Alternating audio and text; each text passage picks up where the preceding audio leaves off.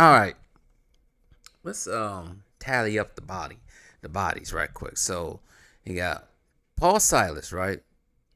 Paul Silas is fired because LeBron didn't want to listen to him.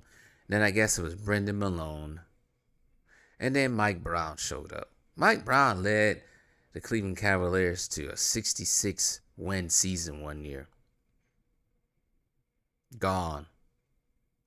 Let's go to Miami. Well, in Miami, there was no coaches fired. Eric Spoelstra was there to stay because Pat Riley backed him, so there was no way Eric Spoelstra was gonna go away. So we moved to his second stint with the Cleveland Cavaliers, and I think it's I forgot the name of the coach. I think it was a Israeli coach or something like that. It's gonna bother me not knowing this coach's name right quick. Let me see right quick. What was the coach's name? God, I can't think of his name. David Black. First, it was David Black in Cleveland. Then he got Ty Lue. And then he moves to the Lakers. It was Luke Walton.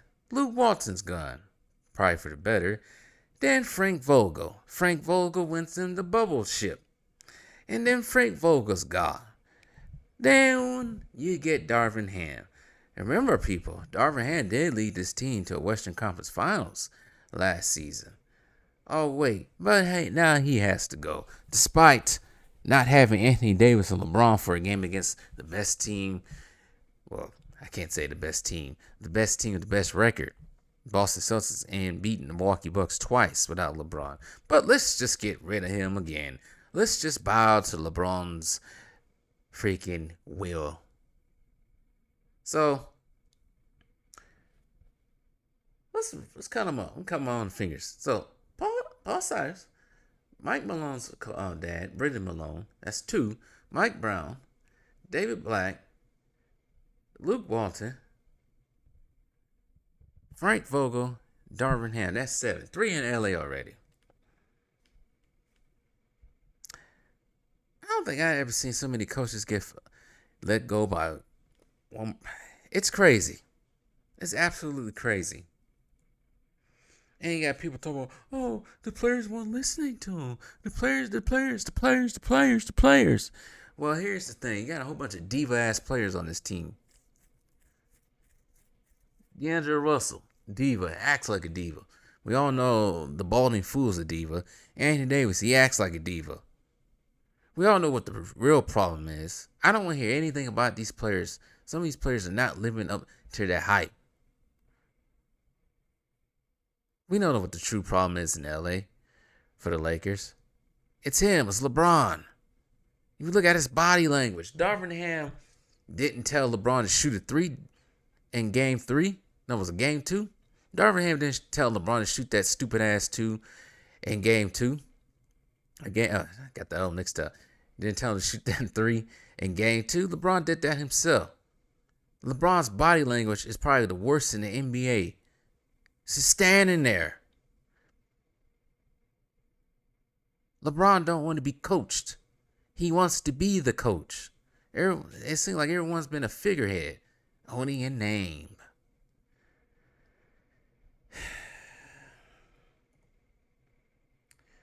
I want you kids, because I know I've got some kids on here. I want you kids to understand what is truly going on in the NBA these days. I should put this video up. I made this video, but I never uploaded it. And Tony Too Close was probably right on this. No, I might put this video up. Because Tony Too Coach was actually right about this. But it's a difference. And when you play overseas, right? The coaches dictate what happens, not the players. Overseas. These guys make too much money. This is the reason why the NBA is in the gutter as well. Too much player empowerment right now. It's way too much player empowerment. And it gets in the way of coaching, of these coaches trying to coach. If these dudes would just shut up and listen, things wouldn't be so bad for them. But since they get all the money, more money than these coaches, they feel like they don't have to listen. And that's the thing these kids don't understand. They keep trying to listen to what ESPN is trying to say. You forget one little thing. This is the players' move sport now. The players, basically, the inmates run the asylum at this point. Sorry, I had to say it. The inmates run the asylum.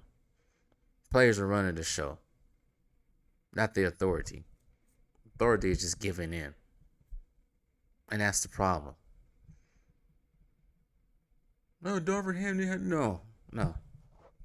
I said we ain't blaming it. I said this yesterday, or a couple of days ago. I'm not blaming it on coaches no more. This ain't on the coaches. You can't say one day, oh, it's this coach, and then next day, oh, it's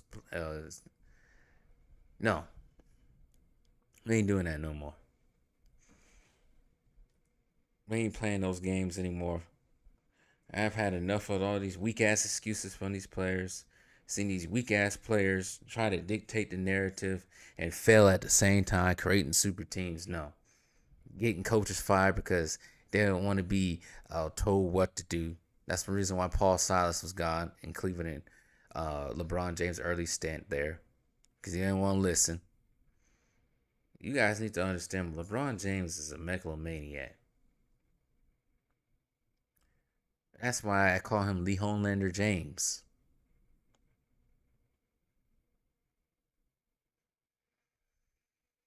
But knowing how today's youth is and how people don't like to listen and they can't listen to older people, I wouldn't expect people, at least the younger people, to understand. Then again, you can't get older people older than me to actually listen these days. Everybody just thinks they can lean on their own understanding and not look for help. But anyways, that's a whole different video for a whole different day right there. But this is tragic. What's going on? What happened with Darvin Ham? It really is.